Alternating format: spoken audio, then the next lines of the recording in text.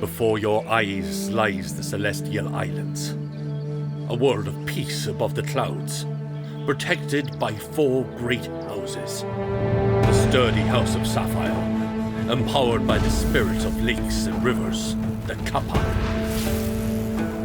The cunning House of Topaz, wielding the fiery and illusory spells learned from the Kitsune. The fierce House of Ruby, blessed by the winged lords of the mountains, the Tengu. The secretive House of Jade, weaving deadly traps in the dark forests of the Ogumo. As ruler of the islands, you must keep the balance between man and kami.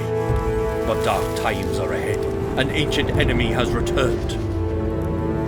Unite the houses and gather samurai wielding both blade and magic. Such is the path of the Mahokenshi.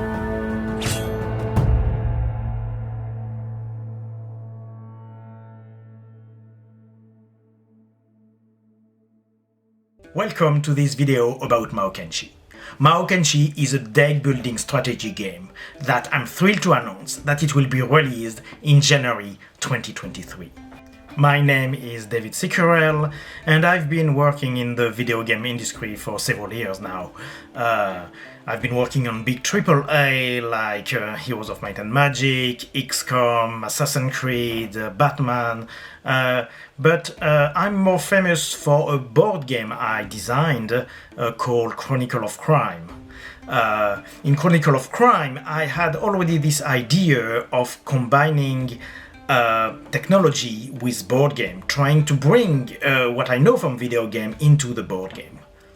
In Mahokenshi, I had the same quest, trying to combine both, but trying to take from the board game, and I'm a very huge board game fan, into the video game I've been working on so long. So this is the result of those investigations, of those trials that bring Mahokenshi to life. But I'm sure you want to see more about the game than just a plain menu, so let's go!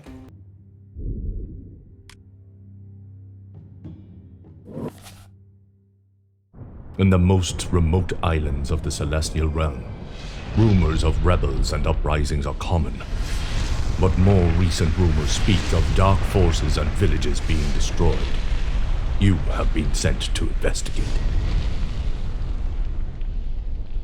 In Mahokenshi, you are becoming a samurai mage. You are going to need to explore an hexagonal map, find new cards to build up your deck and your power. You will be able to find narrative events, engage enemy in combat, in one core objective, fulfilling your mission. Oh, and there's many missions. The Celestial Islands that the Mahokenshi have sworn to protect are being invaded by mysterious foes that are invoking demons, Oni, from the underworld. Each mission are their own victory conditions and defeat conditions.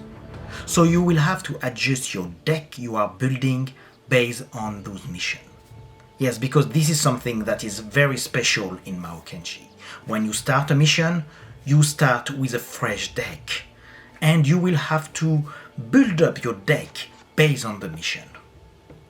The game leaves tons of room for experimentation. You can select your cards as you wish, build up your power as you wish to try to win the missions.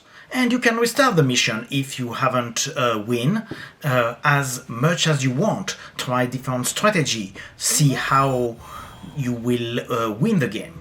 One of the possibilities can be to select a different Mahokenshi, because there is 4 different Mahokenshi from 4 different houses. Each of those houses are blessed by a different kami, an elemental spirit that give their power to the Mahokenshi. By the way, Mahokenshi means samurai mage. Mao is for magic and Kenshi for swordman. But let's come back to the houses. The first one, House of Ruby, is represented by Ayaka, a fearless warrior who do not hesitate to sacrifice her own health to gain more power. She is blessed by the Tengu, the winged lord of the mountain. The Tengu grant her some ability to fly or to increase her strength. It's the first Mahokenshi you will be able to play.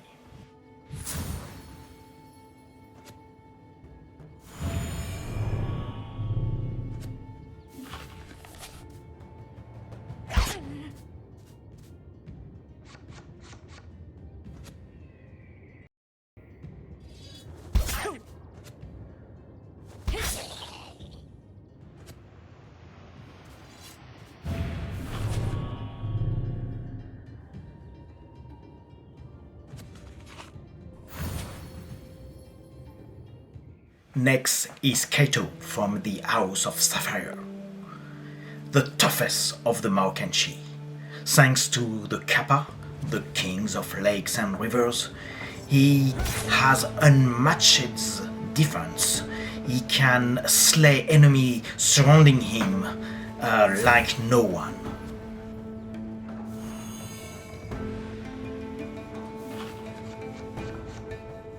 You might not see the third Mahokenshi coming, as he is the master of stealth, blazed by the Ogumo, the spider kami. Sota is very skilled in using the kunai. He is very fast and will surprise you with his presence or his lure. Very interesting strategy can be built with Sota.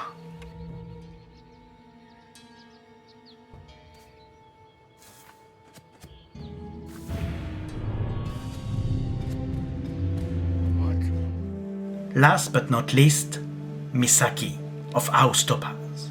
She appears to be the weakest. She has less health point than the others. But, don't fool yourself. She has her kami, the Kitsune, the Fox kami, the Trickster. And she's really powerful Mahokenshi. She has the possibility to target her enemy at long range. She is mastering fire magic and invoking spirits and worlds. She's able to teleport herself. Yes, Misaki is really a fun Mahokenshi to play, because each Mahokenshi has their own unique abilities. But let's see another map so I can show you a little bit how it works.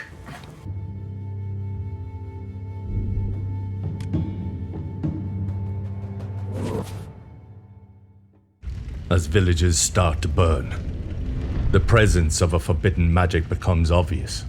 A corrupt sorcerer is sacrificing innocents as part of a dark ritual to invoke Oni from the underworld. You must protect the land from this threat. Defeat him before he destroys all the villages.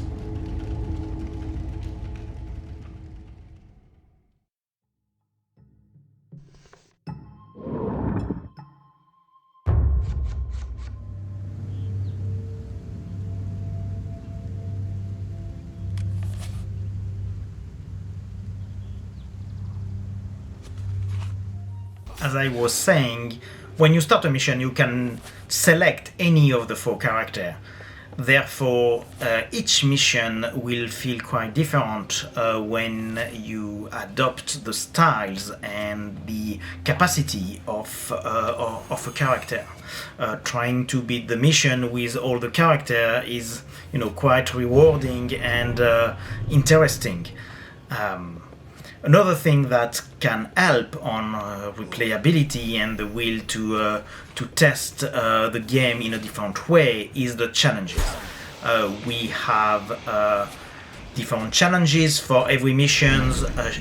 The first one is, of course, to complete the mission and win the objective, but there is also some tough challenges that you might want to try.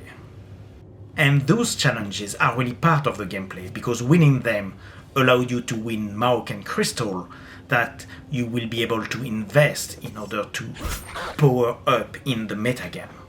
But let's see that in a minute. Let's see first how you overcome those challenges.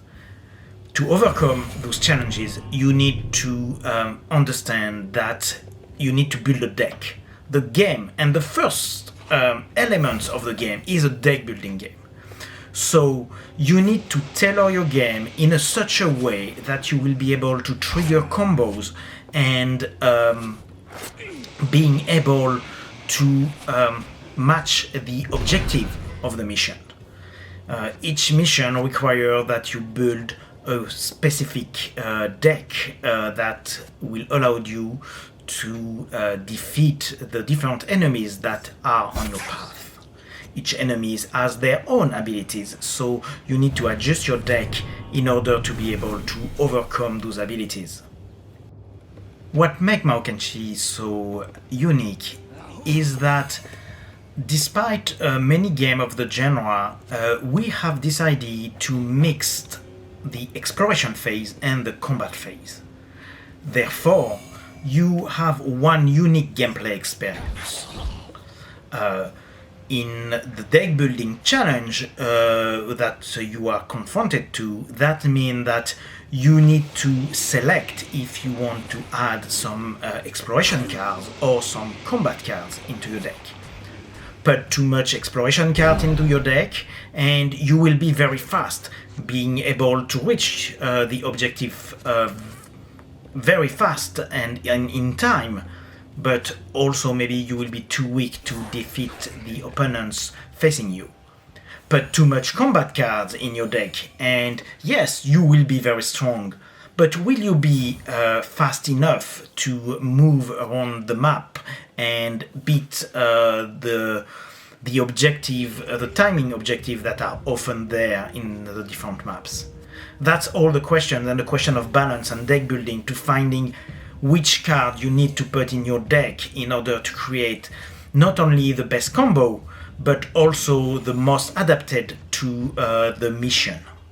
One thing also that I want to emphasize is that Mahokenshi is a deck building game, but in deck building game, I don't mean a game like Magic or Hearthstone where you prepare your deck, have all your time you want to build up your deck, and then test your deck against other people or against a mission. Here, you always start with a basic set of cards and you are going to deck build during the mission. This is very important because it's what allowed you to, experiment, gain a lot of power during the missions, take the cards to create the combos adapted to the missions and win. But if you are resetted at the beginning of every mission, that doesn't mean that playing more doesn't allow you to unlock new stuff.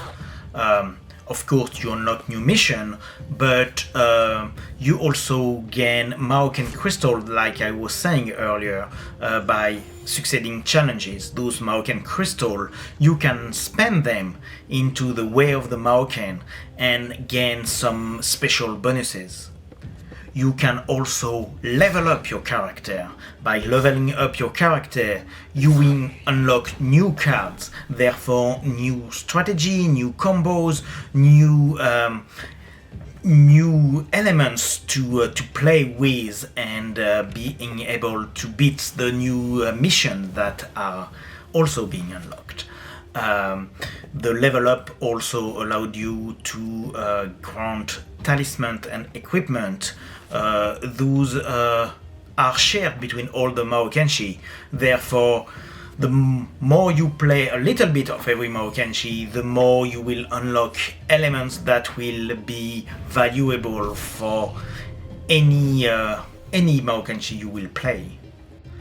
let's go back into the gameplay maybe. How do you build your deck? Because you have, of course, the pickup. You have a card pickup where you go through those card pickup, you gain some new cards and can select between 3 cards which one you want to put into your deck. But you have also other landmarks. And you've got the villages. The villages allowed you to access the market where you can buy those cards, but you will need gold in order to buy new cards. And gold can be collected by killing the enemies of the islands that has gold as reward. You have also the dojo. The dojo is another landmark that's allowed you to upgrade your cards and make cards that seems a little bit weak at start a lot more powerful because you have trained with it. You have the shrine.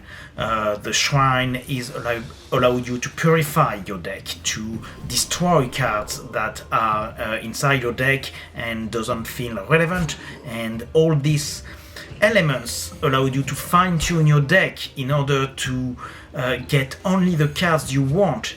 So the deck building aspect is very present. Another interesting landmark that you can encounter is the castle. The castle grants you talismans. Those talismans I spoke a little bit earlier are passive bonuses that will trigger in certain conditions. And therefore having those talismans will give you another layer of combo, as you need to match the talismans you are granted with the deck you are building in order to make a better synergy between your passive bonus and your cards. If I have to give an advice, I would advise you to go and seek those events that are spread in some maps. Those events give you extra narrative element, explain you a little bit more what's happening into the missions, sometimes grant you secondary quest or powerful boost that is linked with the story. Of course, powerful boost always or often goes with a downside or another challenge to face, but it's usually worth it. Mahokenshi is really a strategy game, a deck building strategy game. Therefore, we really wanted in the game to have this possibility to lose in a very easy way, a little bit like a roguelike, but it's more mission based than roguelike as such. But you need to try to experiment to find out what's the best strategy to win each puzzle that represents each map, because each map is and we really put all our efforts to differentiate the objectives and the flavor of each of those maps in order to give challenges for the player to try to overcome by building a nice deck, by selecting the correct character that has the playstyle that feel the most appropriate for the map, and give to the player this feeling that they have found a good strategy to overcome the challenges that they are facing.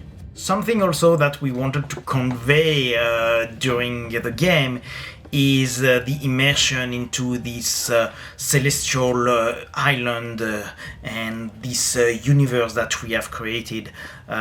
We have tried to spread along the strategy game all the flavor of this world that is magical, and it's infused of such passion, where the game remains a strategy game where the story is not the core focus.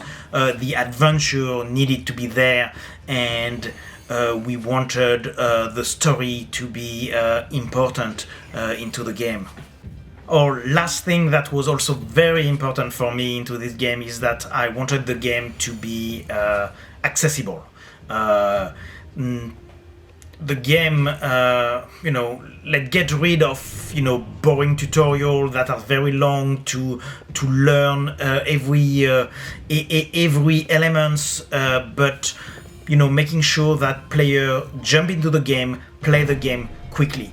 They might not know what is deck building, but they will discover on their journey. They might not know how X-based strategy work, but they're going to discover as they play.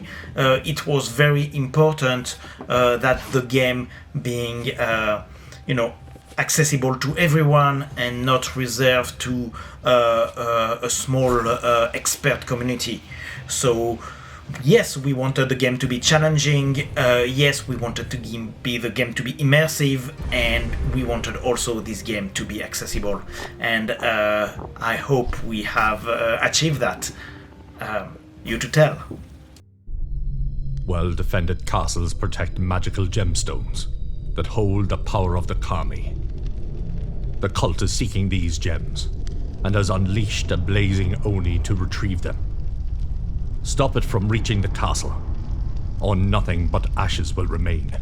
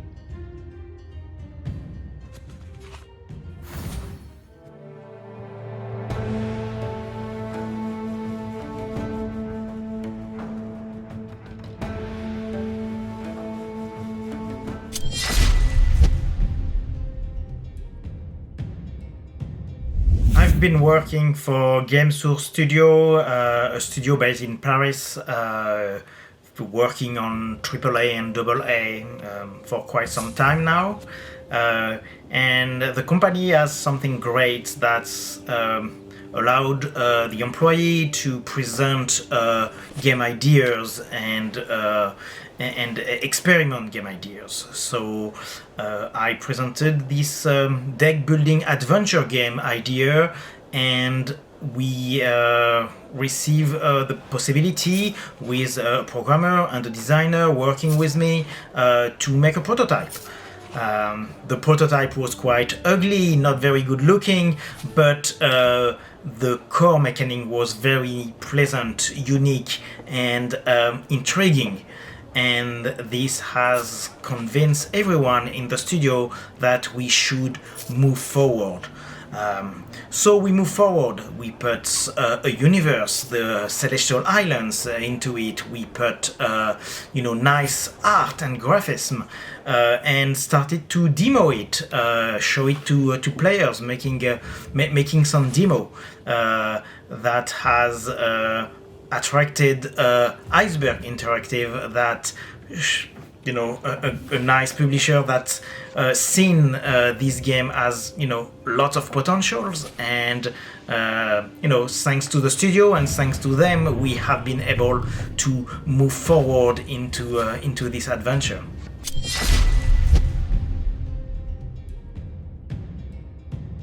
The team, I guess the team evolved depending of the moment of the project.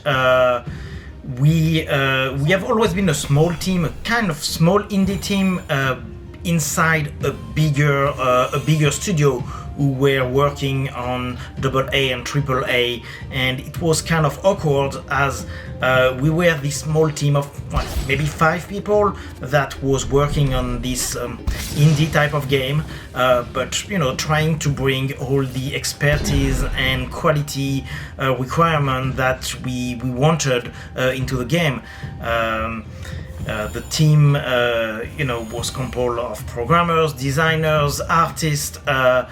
I guess I surely need to mention our wonderful technical director, who has been into the indie scene also quite a while, created management game, his most famous being Machiavellian. We have lots of artists that has helped us to do the 3D model, and of course our concept artist that is a rock star who made all those wonderful art, we've got also lots of designers who help us create the cards, making all the level design, and tuning the game is something that required a lot of help. We receive help from all over the place, and I guess lots of people have came, help us a bit, move on to something else, but yeah, the core team is maybe those 5 people that's kept all along the journey.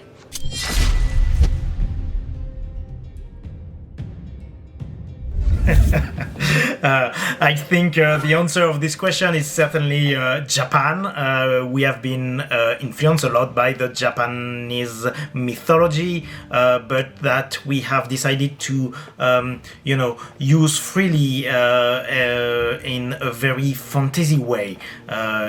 It's not only Japan that is put into this world. Lots of different elements from other myths are also into Mahokenshi, but France and Japan has a very good connections, and as French kids we have been a lot influenced by Japanese culture. We've got a lot of Japanese lovers in France, and there is this connection with the Japanese myth that we wanted to strengthen. Being a samurai mage, fighting Onis was quite a nice idea. So we work with a cultural reviewer, Chivalry Japan, who helped us to make sure we were, keeping the atmosphere, fantasy atmosphere, but getting all the elements that we wanted in a very safe way into the game. And this is how we construct the universe, taking myth and using them to make it compliant with the game. The kami are the protectors of the Mahokenshi, and we use Japan myths to help create those kami. The kappa, the kitsune, the tengu, and the ogumo. They are not the transcription of the Japanese myth, but they have some connection and they are close to them.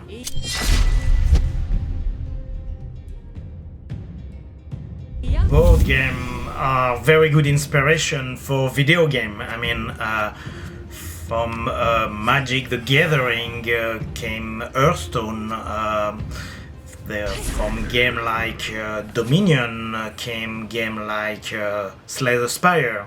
And as a board game fan and a board game geek, I realized that there was a kind of game that was quite trendy and that I kind of like, was the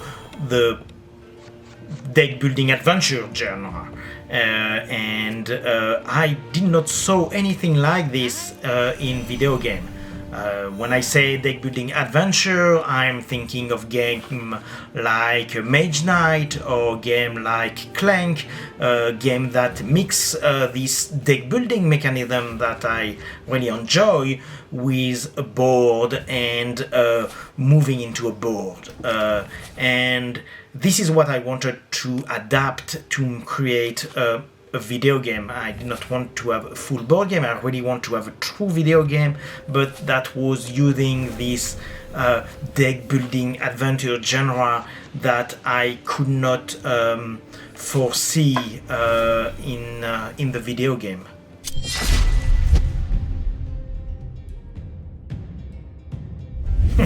That can be seen as a little bit of a spoiler questions, I must say, but the celestial realm is, being invaded by Oni and goblins, people from the underworld that have found their way to go into these celestial islands, those islands among the cloud. So the Mahokenshi are fighting them, but they are also fighting the force, the cult that is invoking them. What is the cult is trying to do? What is their objective? This is something that stay hidden and that the player will need to discover by playing the missions.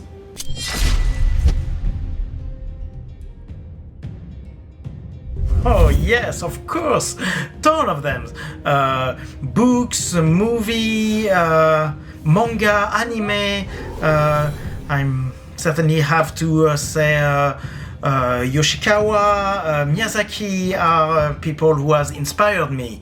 As a RPG lover, I certainly have also to name Legend of the Five Rings, who has been a great role-playing game I've played a lot during my youth.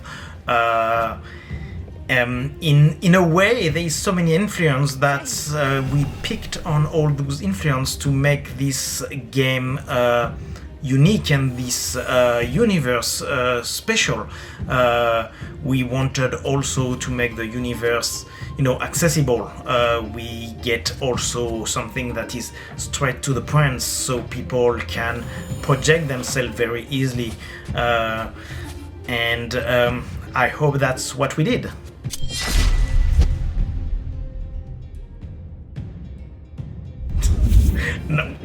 No, I don't have any favorite Mahokenshi. It's like asking to a father which one of his children he liked the most. No, I like them all. They all have their unique abilities, unique specificities, and they have all this feeling that I like to play. Currently, maybe I'm playing a little bit more with Misaki. She's the latest one that you unlock.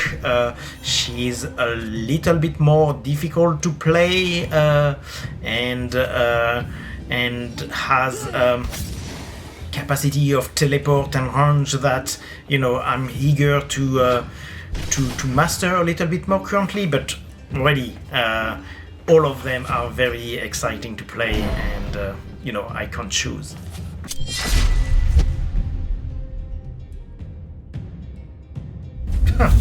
That's a hard one. The cards have a lot of capacity and possibilities, and the difficulty, I guess, is that the cards are mostly combat cards, and I would tend to go into more moving card, like having wings or being able to teleport myself would be very cool abilities that would be really useful in real life. But having the power of the kami goes also with a downside, because the more you use the power of the kami, the more you will gain attributes from those kami. So if you use the power of the Tengu, the winged lord of the mountains, you will start to have feathers that grow into your skin. If you decide that you like the power of the Kitsune, then abuse it a little bit too much, you will have a tail that will going to grow, and so on the different kami. So yes, having the power of the kami will be nice in real life, but I'm not sure I'm ready to take the downside to it.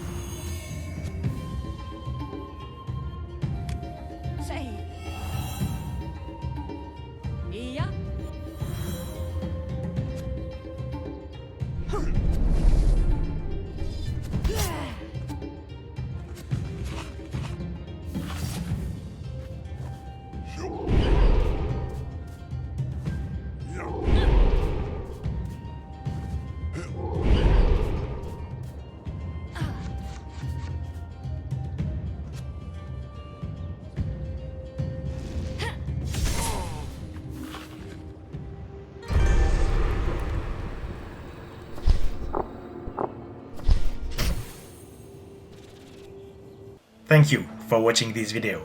I hope you enjoy it and you are now intrigued enough to wishlist the game and be informed when it will be launched.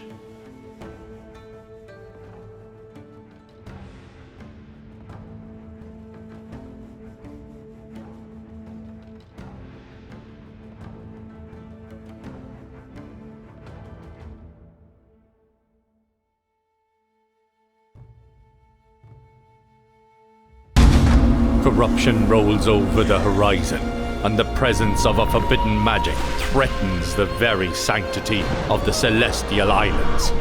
You, the Mahokenshi, hailing from one of the 4 great houses, are the only one powerful enough to stop this evil.